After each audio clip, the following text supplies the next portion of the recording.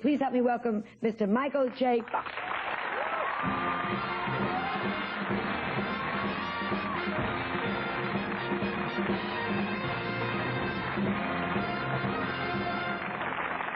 Great. I was worried that I'd have to use that little thing, but I don't. Are you sure? Would you rather have it? No.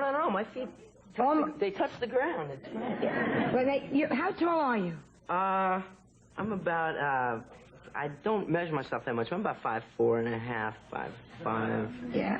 5'8". Did it get you crazy growing up? Did you keep thinking one day? Yeah, I was waiting for it. I was waiting to grow, but, you know, at 12, I could look Dad in the eye, and I figured this is going nowhere. I'm not growing.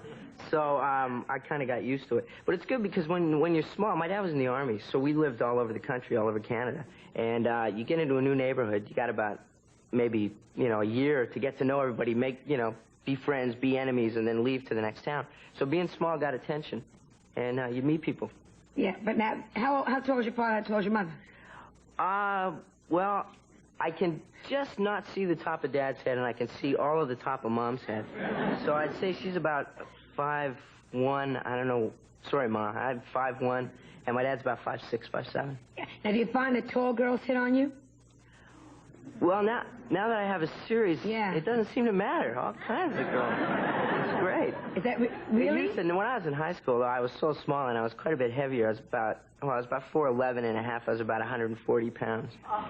So I was like a little jelly bean, and I didn't have to worry much about fending off women or anything. So I just take whoever comes now.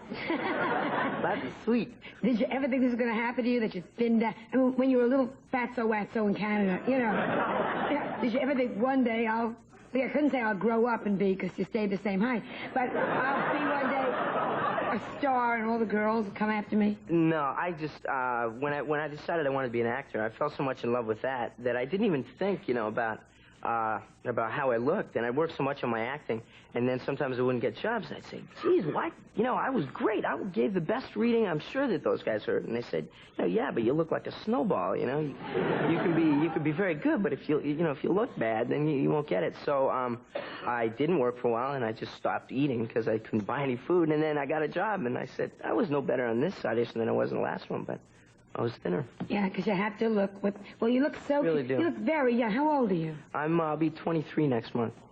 Yeah. Wow, huh? Yeah. Hey. And you play, what, a 70-year-old on Family Guy? 70-year-old? 17-year-old. Yeah, an 18-year-old. 18-year-old. Yeah. Does that ever cause you trouble now? Do you go into restaurants? Because you look like a baby. Oh, yeah. Wonderful. No, it's great when you get older. You'll be thrilled. Yeah. No, I like it now. I kind of just am the way I am, so I don't think about it. But, I go into some bars, I staple my driver's license to my head, so I don't have to pull it out, But, yeah, I don't worry about it too much.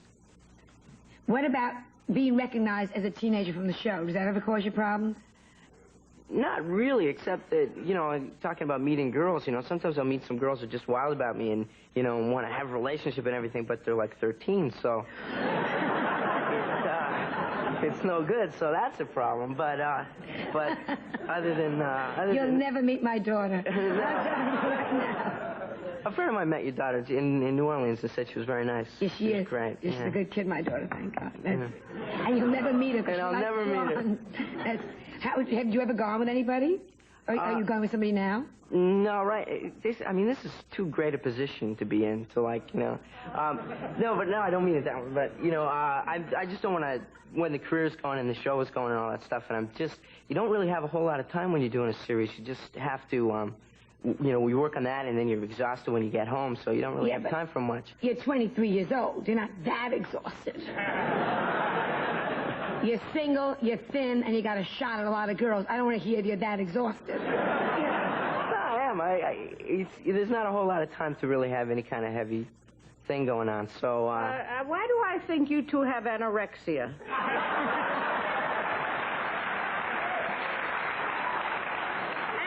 And secondly, where do you go to get it?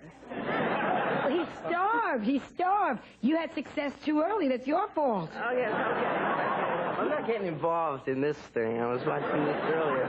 What's the biggest thrill now that you become successful. First of all, did you suffer for, you talk about starving. How long did you try to be an actor before you really made any money? Well, I came down here, I was working in Canada from the time that I was 15, and so I came down here on my 18th birthday, in 1979.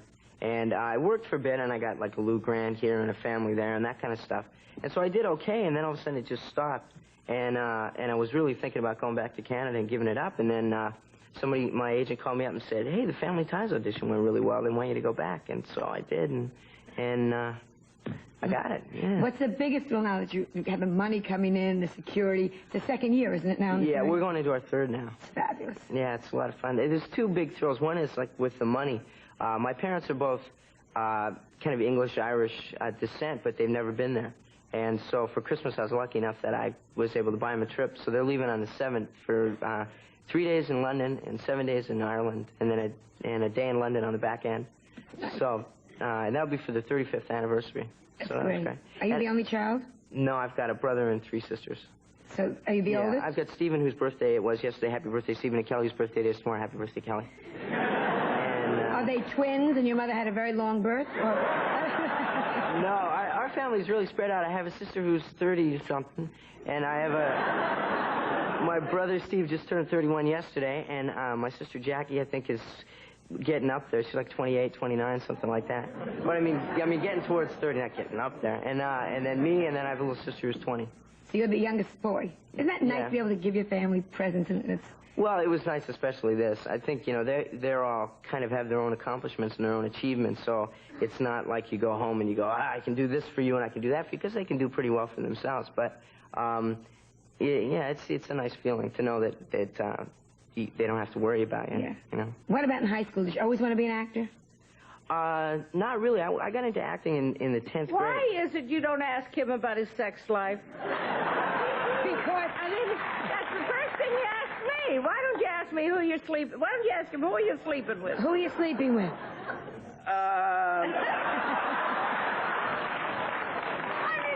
He didn't write a book.